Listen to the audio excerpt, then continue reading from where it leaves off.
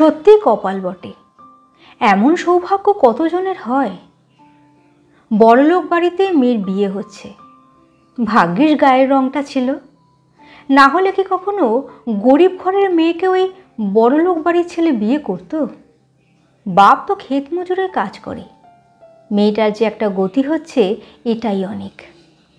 বিয়ের দিন এক প্রতিবেশিনীর মুখ থেকে এমন কথাই শুনেছিল কবিতা।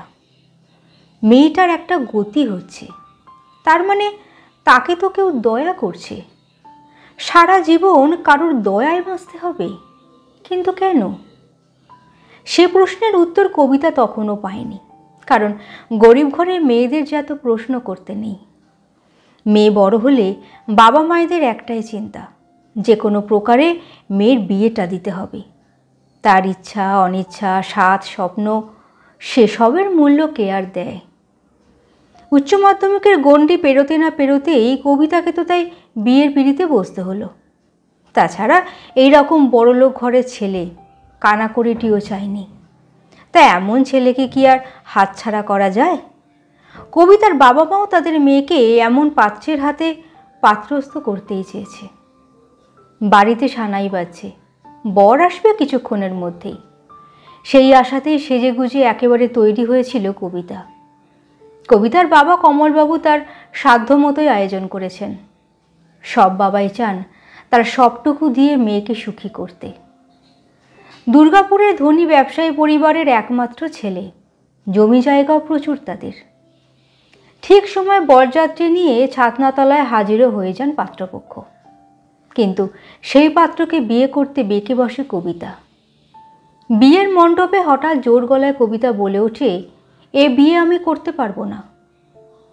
আকণ্ঠ মদ্যপান করে বিয়ের মণ্ডপে হাজির হয়েছেন বর। মদের নেশায় চুর হয়ে বিয়ের অনুষ্ঠানে যোগ দিতে আসেন পাত্রের বাড়ির লোক ও বন্ধুবান্ধবরাও। শুধু তাই নয়, মত্ত অবস্থায় তারা কবিতার বাবার সঙ্গে অভব্য আচরণ করতে থাকেন। কবিতার এমন কথায় বাড়ি ভর্তি লোকজন তখন হকচকিয়ে গেছে। অনেকেই বোঝাতে থাকেন বিয়েটা না হলে সে লগ্নভ্রষ্ট হবে। সব জানার পর লগ্নভ্রষ্ট হওয়ার ভয় উড়িয়ে দিয়ে ভরা বিয়ের আসরে বিয়ে ভেঙে দিয়ে কবিতা বলে ওঠে, যে লগ্নটা আমার জীবনের জন্য শুভ নয়, সেই লগ্ন থেকেই আমি সরে আসতে চাই। আত্মীয় স্বজন পাড়া প্রতিবেশী কবিতার বাবা কমলবাবুকে বলতে থাকেন, মেয়েকে বোঝাও, এত টাকা খরচ করে মেয়ে যদি বিয়ে না করে সেটা যে তার বাবারই ক্ষতি। কমলবাবু বলেন, নিজের চোখে যা দেখলাম তাতে আমার কবিতা যা সিদ্ধান্ত নিয়েছে তাতে আমিও একমত। আজ হয়তো আমার সামান্য আর্থিক ক্ষতি হলো ঠিকই, জেনে শুনে নিজের মেয়ের জীবনটা নষ্ট করতে পারবো না, সেটা সারা জীবনের জন্য অনেক বড় ক্ষতি। আর এদিকে যে মেয়ে লগ্নভ্রষ্টা হলো, কাল থেকে তো ওকে সবাই লগ্নভ্রষ্টা বলবে, তার কি হবে? কবিতার চুপ করে থাকতে পারেনি। এক আত্মীয়ের এমন কথায় বলে বসে, বলে বলুক, এরকম শত শত লগ্ন জীবনে আসবে, কোন লগ্নটা আমার জন্য মঙ্গলময় হবে আজ থেকে সেটা আমি বুঝে নেব। আর আমি তো লগ্নভ্রষ্টা নই, আমাকে কেউ লগ্ন থেকে ভ্রষ্টও করেনি। লগ্নভ্রষ্ট হয়েছে সেই অসভ্য বর্বর মদ্যপানে আসক্ত মানুষটি, যে বর বেশে বিয়ে করতে এসেছিল অথচ আমি তাকে বিয়ে করিনি। এরপর কবিতা এখানেই থেমে থাকেনি। তার বাবা গরিব হতে পারে, কিন্তু তার বাবার আত্মসম্মান বোধ আছে একটা। হবু বর মদ খেয়ে তার পরিবারের লোকের সাথে অভব্য আচরণ করেছেন, এমন অন্যায় মেনে নিতে পারেনি। তাই কবিতা থানায় গিয়ে হবু স্বামী ও তার বাড়ির লোকের বিরুদ্ধে অভিযোগ দায়ের করেছে। মেয়ে হয়েও বাবার পাশে থাকার সাহস কবিতা সেদিন দেখিয়েছিল। কেউ কেউ বলেছিল কি ডাকাবুকো মেয়েরে বাবা, মেয়ে মানুষের এত জেদ ভালো না, লগ্নভ্রষ্টা হয়েও কোনো হেলদোল নেই। আচ্ছা, এই লগ্নভ্রষ্টা শব্দটা কি শুধুমাত্র মেয়েদের জন্যই? বিয়েটা ভেঙে গেল বলেই মেয়েটা লগ্নভ্রষ্টা হলো, আর যে ছেলেটা বিয়ে করতে এসেও বিয়ে হলো না সে কি লগ্নভ্রষ্টা হলো না? নাকি পুরুষ বলে? পুরুষ মানুষ কি সব পাপাচার করার অনুমতিপত্র নিয়ে জন্মেছে? এই ভাবনাই কবিতাকে ভাবিয়েছে নতুন করে জীবন শুরু করার ভাবনায়। একদিকে সমাজ আর একদিকে কবিতা। আসলে লড়াইটা শুরু হয়েছিল কবিতার বিয়ে ভাঙার দিন থেকেই। অনেক বড় চ্যালেঞ্জ তার কাছে। শুরু হয় নিজেকে গড়ার শপথ। কবিতা পড়াশোনায় মেধাবী না হলেও খেলাধুলায় সে অসম্ভব পারদর্শী। সবথেকে বড় কথা, কবিতার অসম্ভব সাহস। তাই পাড়া, প্রতিবেশী, আত্মীয় স্বজন, সমাজ কারো কথায় কান না দিয়ে কবিতা এগিয়ে চলেছিল তার লক্ষ্যে। বাবার সহযোগিতা ছাড়া বোধহয় তার এতটা এগিয়ে যাওয়া সম্ভব হতো না। দাঁতে দাঁত চেপে লড়াইটা করেছিল সেদিন। তবে হ্যাঁ, কবিতা আজ জীবনে প্রতিষ্ঠিত। সেদিন মদ্যপানে আসক্ত পুরুষটিকে লগ্নভ্রষ্ট না করলে আজ হয়তো এমন সুখের লগ্ন আসতো না। সব কিছু থেকে মেয়েদের দমিয়ে রাখার চেষ্টা চলে আসছে চিরকালই। আর আজকের সমাজ তো সব দোষ চাপিয়ে দেয় মেয়েদের কাঁধে। মুখ বুজে সব কিছু মেনে নেওয়াটাই যেন তাদের স্বভাব। আর মেয়েরা ভালো কিছু করতে চাইলে সমাজ বাধা হয়ে দাঁড়ায়। সমাজের মানুষেরা টেনে হিঁচড়ে নিচে নামানোর চেষ্টা করে তাদের। পুরুষ দ্বারাই ধর্ষিত হলো নারী, অথচ সমাজ তাকে নাম দিয়ে দিল ধর্ষিতা। কি অদ্ভুত ব্যাপার, তাই না? আচ্ছা, লগ্নভ্রষ্টা, ধর্ষিতা, পতিতা, নষ্টা, ডিভোর্সি, ডাইনি, কুটনি, এই শব্দগুলোর বাংলা অভিধানে পুংলিঙ্গ আছে কি? হয়তো নেই। বিয়ে ভেঙে গেল বলেই তৎক্ষণাৎ কাউকে ধরে নিয়ে এসে আবার মেয়েটির বিয়ে দেওয়া, এমনটা কখনোই কাম্য নয়। সমাজ তো বলে পুরুষেরা নাকি লগ্নভ্রষ্টা হয় না। তার মানে পুরুষের তো কোনো লগ্নই নেই, লগ্ন তো নারীর। তাই একটা লগ্ন গেলে আবার একটা না একটা নতুন লগ্ন তার জীবনে আসবেই। তাই নারীর লগ্নে পুরুষ যদি বিয়ে না করে, তবে লগ্ন থেকে পুরুষই ভ্রষ্ট হয়, নারী নয়। আর কবিতা সেটাই বিশ্বাস করে। কবিতা ভাবে, জন্মানোর সময় মানুষ তার সারা জীবনের দিনলিপিটা যদি হাতে পেয়ে যেত, কতই না ভালো হতো। সব কিছুটা আগে থেকে দেখতে পেত। জীবনের লড়াই আর টানাপোড়েনে ভালোবাসার নদীটিও মুজে গেছে সেই কবেই। কারণ এককালে তার জীবনেও ছিল ভালোবাসার মানুষ। স্কুলে পড়তে পড়তে ভালো লেগেছিল দেবেশকে। কবিতাদের কয়েকটা বাড়ির পরেই ছিল দেবেশের বাড়ি। সবই অদৃষ্ট।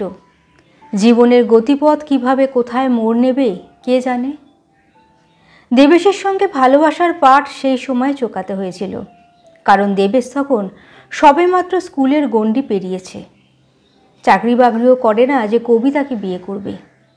তাই দেবেশ নিজেই বলেছিল বিয়েটা করে নিতে। কবিতার বিয়েটা ভেঙে যাওয়ায় যদিও পরবর্তীকালে দেবেশ ফিরে আসতে চেয়েছিল, কবিতা তখন রাজি হয়নি। তখন ভালোবাসা অপেক্ষা জীবনে নিজেকে প্রতিষ্ঠা করাই তার লক্ষ্য ছিল। কবিতা এখন পুলিশের গুরুত্বপূর্ণ পদে চাকরি, কাজের চাপ তো থাকবেই। সেদিন ডিউটি থেকে তাড়াতাড়ি ফিরে গেছে কবিতা। ঘড়িতে তখন 7টা বা তার একটু বেশি হবে। মোবাইলটায় রিং বাজতে থাকায় কবিতা দেখে বাবার ফোন। কবিতা ভাবে ঘন্টা 2 আগেই বাবার সাথে তো কথা হলো, আবার কি দরকার পড়ল। ফোনটা রিসিভ করতেই ওদিকে কমলবাবুর কণ্ঠে তখন আতঙ্কের সুর। শোন মা, তোকে এখনই আসতে হবে, খুব বিপদ। মানে কি হয়েছে? মায়ের শরীর ঠিক আছে তো? তোর মায়ের শরীরটাই অসুস্থ, তুই বেশি দেরি না করে সদর হসপিটালে চলে আয় মা, তোর মাকে নিয়ে হসপিটালে রওনা দিয়েছি আমরা। বলেই ফোনটা কেটে দেয় কবিতার বাবা। খুব একটা বেশি দূর না হলেও কবিতার কর্মস্থল থেকে সদর হসপিটালের দূরত্ব প্রায় 30 কিলোমিটার। কবিতাও আর দেরি না করে গাড়ি ধরে পৌঁছে যায় হসপিটালে। বাবাকে দেখতে পেয়ে কবিতা জিজ্ঞেস করে, মা কেমন আছে, সব কিছু ঠিকঠাক তো? ভয় কাটিয়ে উঠে কমলবাবু কবিতাকে আশ্বস্ত করে বলে, হ্যাঁ ঠিক আছে রে মা, ডাক্তার দেখেছে, ভয়ের কিছু নেই, তোর মা কথাও বলছে। আর বলিস কেন, টাইমে খাওয়া দাওয়া করবে না, প্রেশারের ওষুধটাও ঠিক মতো মনে করে খাবে না, তাই তো মাথা ঘুরে পড়ে গিয়েছিল। কথাটা বলেই কমলবাবু পিছনে ফিরে বলল, আরে তুমি দূরে দাঁড়িয়ে আছো কেন, কাছে এসো। বাবার কথাটা শুনেই দূরের দিকে তাকিয়ে কবিতা দেখছে দূরে দাঁড়িয়ে দেবেশ। কবিতা কিছু বলে ওঠার আগেই কমলবাবু বলে ওঠেন, আরে ওই তো সব কিছু করেছে, অ্যাম্বুলেন্স ডাকা, তাড়াতাড়ি হসপিটালে নিয়ে আসা, ডাক্তারের সঙ্গে কথা বলা, সব কিছুই। আজ দেবেশ পাশে না থাকলে কী যে করতাম জানি না। আর তুই তো জানিস মা, আমরা গ্রামে থাকি, সন্ধ্যের পর একটা ডাক্তার পর্যন্ত পাওয়া যায় না। দেবেশের এই উপকার কখনোই ভুলতে পারবো না। আচ্ছা তোরা কথা বল, কয়েকটা ওষুধ লাগবে, দোকান থেকে কিনে নিয়ে আসি। দেবেশের প্রতি কৃতজ্ঞতা দেখিয়ে কবিতা বলে, তোমাকে ধন্যবাদ দেব না, অনেক বড় উপকার তুমি করলে। কবিতা, আমি তো আমার কর্তব্যটুকু পালন করেছি। বিপদের দিনে এটুকু যদি করতে না পারি তাহলে আর কিসের মনুষ্যত্ব। তাছাড়াও একসময় তো আমরা কাছের বন্ধুও ছিলাম। পরিস্থিতি বদলাতে পারে, কিন্তু ভিতরের সম্পর্কটা তো শেষ হয়ে যায়নি। ভালোবাসা আজও বেঁচে আছে কবিতা। কবিতা মনে মনে ভাবে, দেবেশের সবটুকু কথাই সত্যি। পরিস্থিতি অনেক সময় দূরে সরিয়ে নিয়ে গেলেও মনের মধ্যে ভালোবাসার মানুষটা আজীবন থেকে যায়। তাই নতুন করে জীবনকে আবার সাজানো যেতে পারে, ভালোবেসে হৃদয়কেও আবার রাঙানো যেতে পারে। হয়তো নতুন করে শুরু করার জন্য ঈশ্বর আর একটা সুযোগ দিয়েছেন। তারপর আর কি, কবিতা আর দেবেশের সেই পুরনো প্রেমটা পূর্ণতার দিকে এগোয়। তবে হ্যাঁ, দেবেশ এখন প্রতিষ্ঠিত, বাড়ি থেকে কিছুটা দূরে একটি প্রাথমিক বিদ্যালয়ে শিক্ষক হিসেবে নিযুক্ত। যে ভয়ে দেবেশ বিয়ে করতে পিছপা হয়েছিল সেদিন, আজ আর সে ভয় দেবেশের নেই। দুই বাড়ির সম্মিলিত সিদ্ধান্তেই বিয়ের দিনক্ষণ ঠিক হয়। ফাল্গুন মাসের এক বাসন্তিক সন্ধ্যায় দেবেশ আসে বিয়ে করতে কবিতাকে। একদম ঠিক সময়, ঠিক লগ্নে। 4 হাত বাঁধা পড়ে। হয়তো এমন শুভ লগ্নটার অপেক্ষায় ছিল কবিতা। আর সেই শুভ লগ্নে উচ্চারিত হলো শুভ পরিণয়ের সেই বৈদিক মন্ত্র, যদেতক হৃদয়ং তব তদস্তু হৃদয়ং মম, যদিদং হৃদয়ং মম তদস্তু হৃদয়ং তব। কলমে সরজিৎ ঘোষ, কণ্ঠে শ্রীপর্ণা।